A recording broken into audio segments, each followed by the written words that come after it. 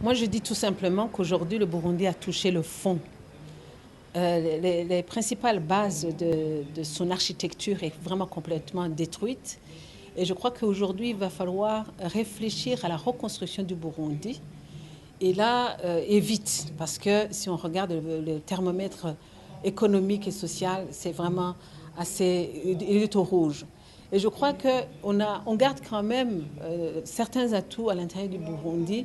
C'est que quand même, il y a des Burundais qui peuvent largement contribuer pour la relève de la vie politique et sociale de ce pays.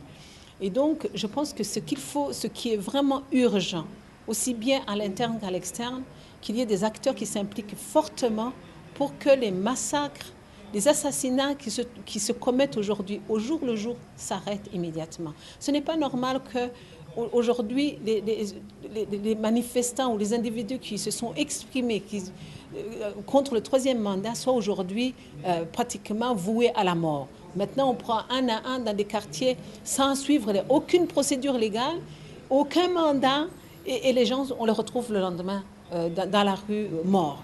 Je pense que ça, il faut absolument que ça s'arrête. Il faut que ça s'arrête parce que si ça ne s'arrête pas, ça va entraîner d'autres violences et d'autres, ça va gangréner encore davantage le pays. Et ça, c'est pas bon. Et je pense que dans ce pays, il faut absolument que les gens, c'est ce que je disais tout à l'heure, qu'on s'investisse pour vraiment contacter les personnes qui peuvent faire arrêter cela, qu'on l'arrête immédiatement. Sinon, au niveau du dialogue qui est annoncé, je pense qu'il y en a certainement qui sont en train de le préparer. Vous me parlez de ce que le gouvernement a déjà prévu. Je crois qu'il ne faudrait pas qu'il y ait des exclusions, parce que les exclusions ont toujours été à la base justement des problèmes de gestion dans ce pays. Nous, comme mouvement des femmes, justement, on a toujours décrié qu'il y ait une exclusion au niveau légal où justement le gouvernement ne veut pas appliquer ce qui est dans la loi, qui est dans les accords internationaux ou même au niveau de la Constitution. Donc c'est toujours l'exclusion qui pose toujours problème. C'est toujours l'exclusion qui empêche qu'il y ait un développement dans le pays. Et donc, ce ne serait pas vraiment de bon augure que le gouvernement commence à dire que bon, il y en a qui ne vont pas participer, etc.